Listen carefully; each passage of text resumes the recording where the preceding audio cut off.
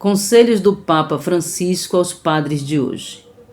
Durante a abertura do simpósio por uma teologia fundamental do sacerdócio, em 17 de fevereiro de 2022, no Vaticano, o Papa Francisco deu conselhos de seus mais de 50 anos de sacerdócio aos padres de todo o mundo. Disse o Papa Francisco, abre aspas, meditei sobre o que compartilhar sobre a vida do padre hoje e cheguei à conclusão de que a melhor palavra vem do testemunho que recebi de tantos padres ao longo dos anos. O que ofereço é fruto do exercício de pensar sobre eles, discernindo e contemplando quais eram as características que os distinguiam e lhes davam uma força, uma alegria e uma esperança singulares em sua missão pastoral, disse o Papa. Estou ciente que muito poderia ser dito e teorizado sobre o sacerdócio hoje. Quero compartilhar esta pequena colheita para que lembro-me de momentos importantes da minha vida, em que esta proximidade com o Senhor foi fundamental para me sustentar. O padre, mais do que receitas ou teorias, precisa de ferramentas concretas para enfrentar o seu ministério, sua missão e sua vida cotidiana, disse. Fecha aspas. 25 conselhos do Papa Francisco para os padres de hoje. Primeiro, a proximidade com o Senhor é crucial nos momentos obscuros da vida.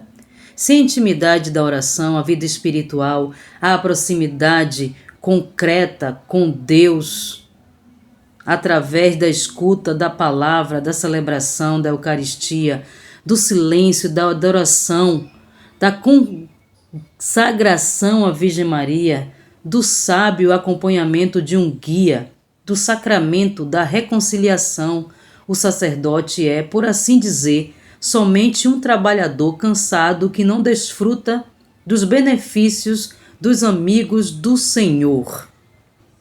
2. Que todas as ações e atitudes, sejam úteis ou boas, tenham sempre um bom saber evangélico. 3. Estar atentos ao otimismo exacerbado, repetindo, tudo vai ficar bem, mas avançando sem discernimento e sem tomar as decisões necessárias. Esse otimismo vai acabar ignorando os feridos dessa transformação, o que não consegue aceitar as tensões, complexidades e ambiguidades do tempo presente e consagrar a última novidade como verdadeiro real, desprezando assim a sabedoria dos anos. 4. Assumir com confiança o controle da realidade ancorada na sábia e viva tradição da Igreja, que pode se permitir sair mar adentro sem medo. 5. Não cair em espiritualismo desencarnados. Discernir a vontade de Deus significa aprender a interpretar a realidade com os olhos do Senhor, sem a necessidade de fugir do que acontece com o nosso povo onde ele vive, sem ansiedade que nos leva a buscar uma saída rápida e tranquilizadora, guiada pela ideologia do momento ou por uma resposta pré-fabricada, ambas incapazes de assumir os momentos mais difíceis até mais sombrios da nossa história. 6. Fomentar comunidade com fervor apostólico contagiante e com comunidades funcionais, bem organizadas, mas sem entusiasmo, tudo em ordem onde falta o fogo do Espírito.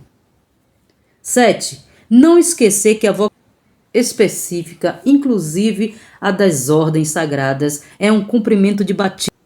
8. Lembrando-nos que nosso primeiro chamado é a santidade. Nossa vocação é, antes de tudo, uma resposta àquele que nos amou primeiro. 9. Sem um relacionamento significativo com o Senhor, Nosso ministério está destinado a se tornar estéril. A proximidade com Jesus, o contato com a palavra, nos permite confrontar nossa vida com a sua e aprender a não nos escandalizarmos de nada do que nos acontece, a nos defendermos dos escândalos. 10. Muitas crises sacerdotais têm a sua origem precisamente numa pobre vida de oração, na falta da intimidade com o Senhor, na redução da vida espiritual à mera prática religiosa. 11. Ter espaços de silêncio durante o dia substitui o verbo fazer de Marta para aprender a ser de Maria. 12. Aprender a deixar o Senhor continuar a fazer a sua obra em cada um e podar tudo o que é infértil, estéril e que distorce o chamado. 13. A proximidade com Deus fortalece a proximidade do sacerdote com seu povo e vice-versa. 14. Obedecer significa aprender a ouvir e lembrar que ninguém pode afirmar ser detentor da vontade de Deus e que ela deve ser entendida somente através do discernimento. 15. A obediência também pode ser confronto, escuta e, em alguns casos, tensão, mas não quebra. Isto exige necessariamente que os sacerdotes rezem pelo bispo e saibam expressar sua opinião com respeito e sinceridade. 16. Ter humildade, capacidade de ouvir, de ser autocrítico e se deixar ajudar. 17. Evitar inveja. Devemos falar claro em nossos presbitérios. A inveja. Nem todos são invejosos, mas há a tentação da inveja e da inveja às fofocas. 18. Não temos necessidade da vaidade, nem muito menos de nos gabar, ou pior ainda, de assumir atitudes violentas, faltando respeito com aqueles que estão junto conosco, porque também existem formas clericais de bullying. 19. Promover o amor fraterno, porque é a grande profecia que somos chamados a viver nesta sociedade do descarte. O amor fraterno não pode ser considerado uma utopia. 20. O celibato é um dom que a Igreja Latina custodia, mas é um dom que, para ser vivido como santificação, requer relações saudáveis, vínculos de estima autêntica e bondade genuína que encontram sua raiz em Cristo. Sem amigos e sem oração, o celibato pode tornar-se um fardo insuportável e um contratestemunho da própria beleza do sacerdócio. 21. Para voltar a compreender de novo a identidade do sacerdócio, hoje é importante viver em estreita relação com a vida real do povo, junto com o povo, sem nenhuma via de escape. 22. Ser capazes de caminhar não como juiz, mas como um bom samaritano que reconhece as feridas do seu povo, os sofrimentos vividos em silêncio, a dedicação e os sacrifícios de tantos pais e mães para sustentar as suas famílias, e também as consequências da violência, da corrupção e da indiferença que tenta saliência toda a esperança em seu caminho.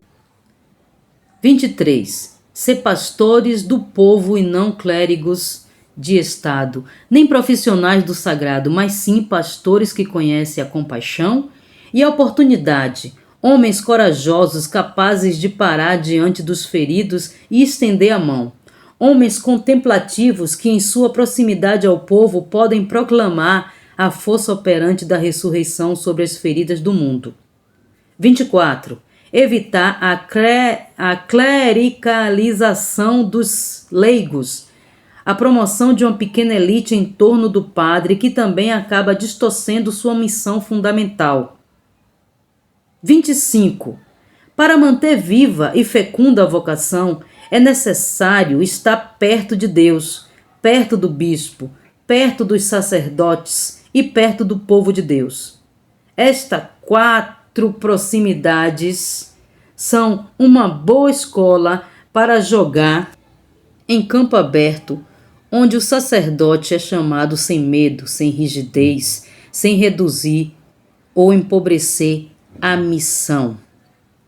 Esses são os 25 conselhos que o Papa Francisco deu no dia 17, lá no Vaticano, aos novos padres, pedindo para que eles fossem mais humanos, que orassem mais e servissem mais o povo e deixassem que a vaidade